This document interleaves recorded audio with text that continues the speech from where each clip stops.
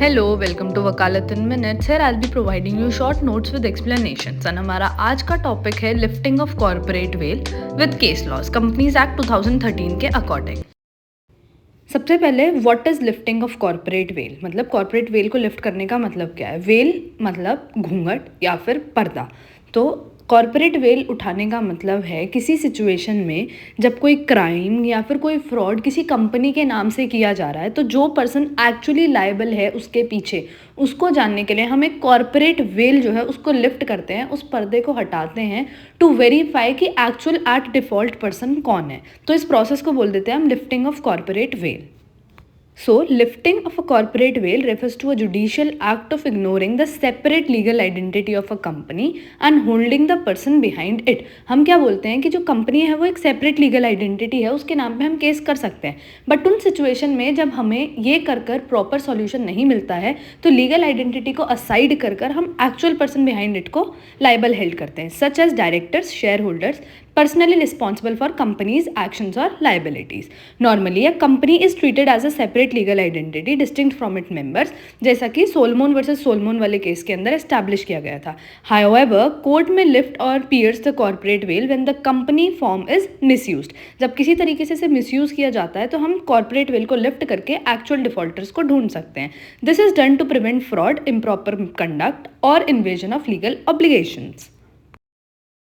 अब lifting of corporate veil कितने तरह से की जा सकती है, इसके दो मेन प्रोविजंस है। सबसे पहला स्टैट्यूटरी प्रोविजंस जो हमारे कंपनी एक्ट 2013 के अंदर सेक्शंस में डिफाइंड है। उसके अलावा कुछ जुडिशियल प्रेसिडेंट्स हमारे कोर्ट ने इस्टेब्लिश किए हैं, जैसे कि श्री दिनशॉ मैकेंजी वाले केस में, गिलफोर्ड मोटर केस में, डेलमर को लिमिटेड केस में। इन केसेस के अंदर कुछ ऐसे प्रोविजंस इस्टेब्लिश हुए हैं जिन सिचुएशंस में हम कॉर्पोरेट वेल को लिफ्ट करा सकते हैं।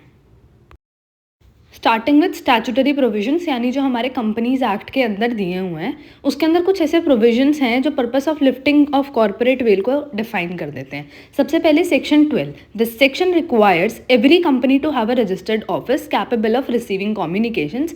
If company fails to maintain a registered office, officer in default becomes personally liable for the default. यानी कि हर कंपनी का एक रजिस्टर्ड ऑफिस होना चाहिए जहाँ पे जितनी भी कम्युनिकेशंस हैं वो होंगी, बट अगर किसी सिचुएशन में वो मेंटेन्ड नहीं है तो जो कंपनी जिसके नाम पे है उस पर्सन को हम पर्सनली लायबल हेल्ड कर सकते हैं।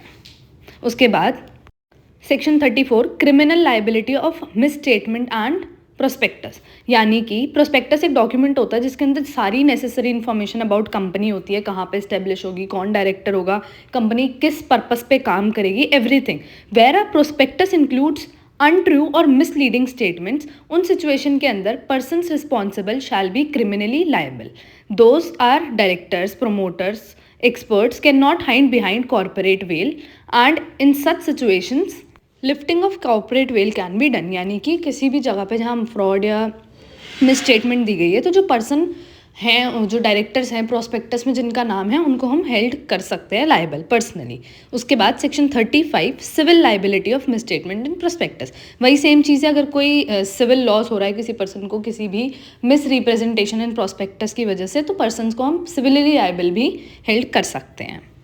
Now, Section 37, action by affected persons allow investors to take action against the company and its officer for fraudulent and misleading statements. The veil is lifted to punish individual responsible for deception। थोड़ी सी इसके अंदर spelling mistakes हैं, if you can तो आप इसको अपने हिसाब से चेंज कर लेना। Then Section 213 empowers the tribunal to order investigation into company affairs if business conducted fraudulently, management is guilty of misconduct, member or public interests are harmed, real controllers of company are exposed by lifting of corporate veil। यानी कि जो tribunals हैं उनको एक power दी गई है कि वो सिचुएशंस में जहाँ पर जो कंपनी है उसके ऊपर एलिगेशंस हैं कि वो फ्रॉडुलेंटली बिजनेस कर रही है, मिसकंडक्ट कर रही है, या उसके किसी भी कंडक्ट से पब्लिक को हार्म हो रहा है, उस सिचुएशन में ट्रिब्यूनल्स कंपनी के अंदर इन्वेस्टिगेशन अलाउ कर सकते हैं और कॉर्पोरेट वेल को लिफ्ट किया जा सकता है। अब हम स्टार्ट करेंगे जुडिशियल प्रेसिडेंट्स, जिसके अंदर हम सारे केस लॉज पढ़ने वाले हैं। एंड द पहला केस है हमारा श्री डिनशॉ मैकेंजी केस। ये केस किस लिए हुआ था? इस केस के अंदर मेन पर्पस था to prevent tax evasion. Dinshaw was a wealthy man who made private limited companies 4 बनाई उन्होंने। He transferred the investment to these companies and showed the income earned as company income. उन्होंने अपनी income को इन companies के नाम पर transfer किया और उसको एक कंपनी इनकम बना दिया instead of personal income. The companies had no real business activity, they were merely used as a device to reduce tax liability of mister Dinshaw. Later the income of company was transferred back to Dinshaw in form of loan और dividends. बाद में वो पैसे जब वो tax invasion वाला time complete होता था वापस पे बैक कर दिए जाते थे to the account of mister Dinshaw as loan या फिर dividends. The court lifted the corporate veil and held that the company were not of real business entities created to solely avoid tax and the income of company was actually personal income of Mr. Sri Dinshaw Mackenzie. Also, it was said that such fraud situation corporate veil can be lifted to identify real beneficiary behind the company. Next case है हमारा Gilford Motor Company limited versus Horne. Mister Horne was a former managing director of Gilford Motor, जो कि एक company है। His contract of employment contain a restriction prohibiting him from soliciting the company's customers after leaving the employment. यानी जब वो इस company से अपनी जॉब छोड़ेंगे उसके बाद वो अपनी पुरानी कंपनी के जो कस्टमर्स हैं उनको पर्सनली सॉलिसिट नहीं कर सकते। To evade this restriction mister Horne क्या करते हैं, एक नई कंपनी बना देते हैं जिसको नाम देते हैं JM horn company limited, through which he solicit पुरानी वाली कंपनी के जो कस्टमर्स थे उनको सॉलिसिट करते हैं इस कंपनी के नाम से। The House of Lords lifted the corporate veil and held that the company was merely on papers formed solely to evade contractual obligations and the company was only an agent of Mr. Horne। यानी उन्होंने सिर्फ अपना benefit करने के लिए company बनाई थी on papers, सिर्फ कॉन्ट्रैक्चुअल ऑब्लिगेशंस को बचाने के लिए। An injunction was passed against both Mr. Horne and the company, दोनों को बंद कर दिया for some time, मतलब परमानेंट। अब हमारा थर्ड केस है Daimler company limited versus continental tyre and rubber co. इसके अंदर क्या होता है, during first world war continental tyre and rubber company जो थी वो इनकॉर्पोरेट की जाती है इंग्लैंड में और उसका बिजनेस इंग्लैंड में ही चल रहा होता है। However all it share holders and directors except एक को छोड़ के सारे जर्मन नेशनल्स थे जो कि उस टाइम पीरियड पे एनिमी कंट्री के पर्सनस थे। The company sued Daimler co limited for payment of trade डेप्ट। यानी कॉन्टिनेंटल टायर ने डेलमर को पे केस किया फॉर पुराने डेट्स वगैरह का रीपेमेंट के लिए। Daimler contended that payment would amount to trading with an enemy which was prohibited during war time. तो ये जो मेंबर्स थे इस कंपनी के वो एनिमी कैरेक्टर के हो गए और उनके साथ ट्रेड करना वुड बी क्राइम। तो House of Lords lifted the corporate veil and held that its management was in hands of enemy nationals and had an enemy character.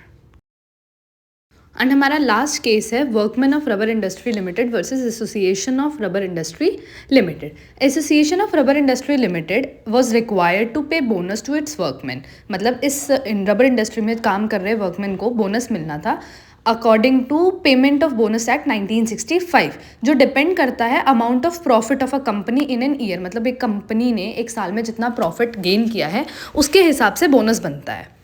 As a result, profit of parent company was showed as reduced, thereby lowering the amount of bonus of workmen। तो company ने क्या किया, अपना profit का amount साल भर के bills में कम दिखाया जिसकी वजह से जो लोगों का वर्कमैन का बोनस था उसका अमाउंट घटा दिया गया। In this situation the supreme court of India lifted the corporate veil and held that the company was created solely to divert profits.